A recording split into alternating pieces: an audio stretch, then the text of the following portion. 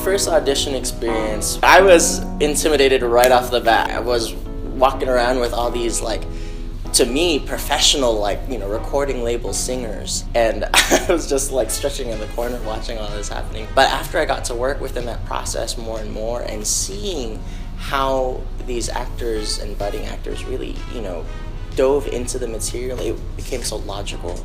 And at the same time, I got to see that process behind everything, where it's just like how a dancer breaks down like steps and counts, and how foreign the sounds that we make must sound to like actors. It was very eye-opening to be able to see it from that other perspective of really flipping the two around. Yeah, it was a lot of fun. I fell into musical theater. I'm actually primarily a modern dancer by nature, and I wanted to pay my bills. I couldn't pay my bills as a modern dancer. And I just gave it a shot and I got hired. I could not sing. I was petrified.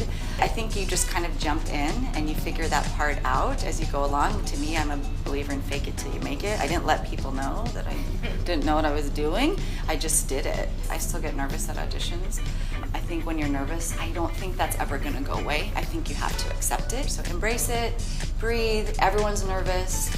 Go for it. What do you got to lose? What do you got to lose? You might get hired. I had danced professional for about 7 years, but that was cruise ships and production shows. Like, I had done a Best of Broadway, and we only just did one song from each musical, so I really had no context.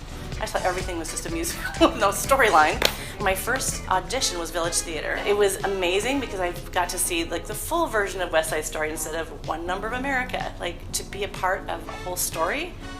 When I found out you actually get paid, that is the thing, to be paid as a dancer instead of like, I'd like to do that, but I don't have the time. You actually get paid for your rehearsal time and the show. You can actually like invest fully in that and still take dance classes. You don't have to sacrifice one for the other.